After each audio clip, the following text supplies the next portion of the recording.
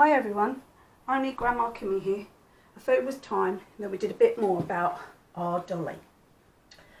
Obviously months have gone by, preparations have been made and it is now spring. There's a wedding to get over with. Everybody is ready, everybody has been out and bought their clothes, obviously mainly second hand, including Dolly's wedding dress. Well, it's not a wedding dress, it's a wedding suit, which everybody, including the footman, added a few bob to so that she could have a new outfit to wear on the day. And cook and husband went off to look for the perfect dress for the girl. As I said, it's a beautiful spring morning on the morning when she wakes up. The sun's shining but there's a slight chill in the air. There's birds singing and she opens her eyes to a bright new future. Dolly gets up and goes to her wardrobe. She takes from her wardrobe the outfit that she has been brought by everyone. It is the palest blue. It's a two-piece suit with a ruffled underneath, long-sleeved, high-necked blouse. The suit goes down to the floor, just a maximum smidgen off the floor, above her little black button boots, which have been signed to perfection. The skirt comes from her hips down, almost bell-like. At her waist, she wears an extension belt, which hooks up at the back. On the belt, there is the most delicate embroidery in a pale, pale lilac. This is around the bottom of the skirt. It also comes down the front of the almost bolero type jacket, which doesn't meet in the middle so that it shows off the blouse. She has a slight puff to her sleeve and it comes down very tight with small buttons underneath.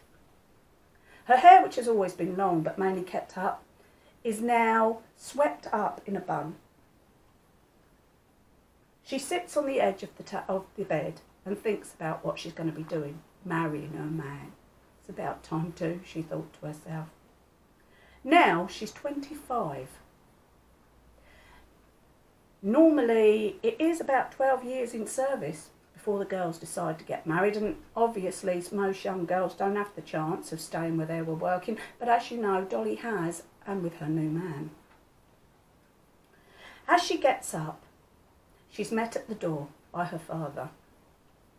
Her father takes her arm and says, "Well, Dolly, it's the day, Miguel," and they set off. They decide to walk along the country lane to the small chapel, which isn't very far away. The grass is a brilliant green and it's lush. There's been a slight spring shower early in the morning and some of the grass is still sparkling like diamonds. As she walks, she sees that in the hedgerow there are bluebells and primroses dotted around. It's almost as though someone has come out literally overnight and put down these flowers so that the bride could walk past them. She could smell the smell of the bluebells and she thought to herself, I will remember this smell to the end of my days. Her father takes her arm and they walk basically in silence, for both of them are quite trembling. It's a big occasion, you know, for a father and his daughter. They were really happy when they got there to see that there was a number of people outside laughing, little ones giggling and running around. The whole place was alive with excitement for the wedding to come. As she came in through the archway and the wooden gate, everything fell silent. They turned to look at her, smiled. Everybody was there, her friends from her home village, her friends from her new village, and even the Mr. and Mrs. from the house. Everybody was there and they all looked spiffing, wonderfully dressed. The next thing was to get into the church. She stood back. She had her sisters as her little bridesmaids. They were basically just wearing their Sunday best and held a bunch of flowers. One of the girls come forward and handed her a bunch of flowers. There was peonies in it, sweet peas of varying colours, and of course some woodland foliage to make it look more finished. She coughed, stood straight, pulled back her shoulders and looked at her dad. "Come on, Dad, this is it," she said. "Let's do this together." As the doors opened, a hymn struck up, a hymn that everybody knew and loved. She could see people mouthing the words, and she was happy. "All creatures great and small," she sang in her mind. As she walked down, she saw her beau, soon to be her husband. He turned, smiled and looked back. One single tear slid down his face. He loved her with all of his body and soul. There was nobody else he would rather be standing here with at the altar today.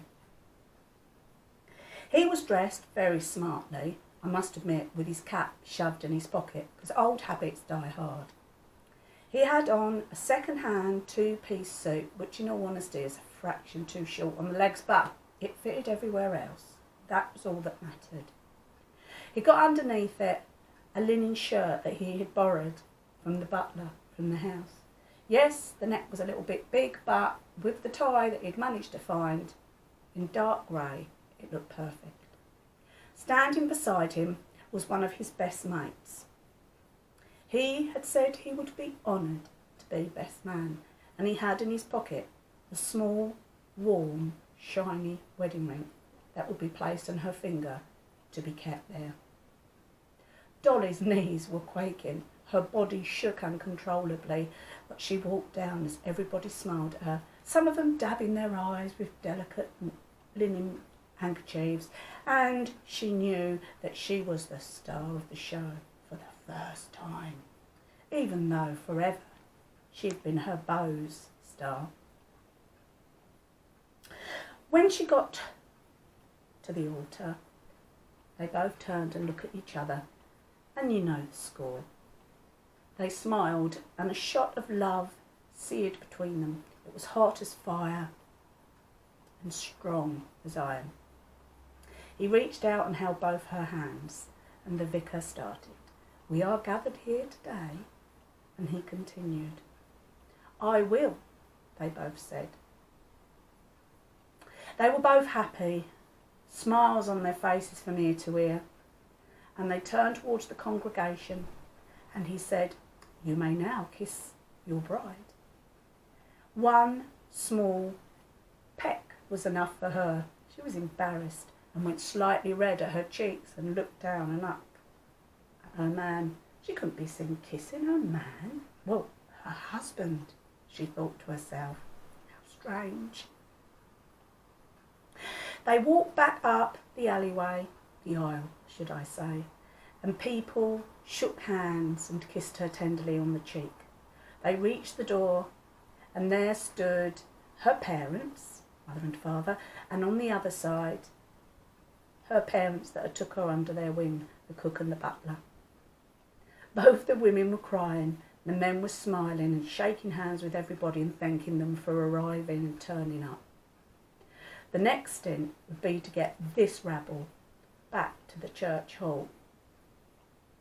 When they got to the church hall, in they went. It was decorated with woodland foliage. There were pots on each small table of anemones and springtime flowers. Beautiful.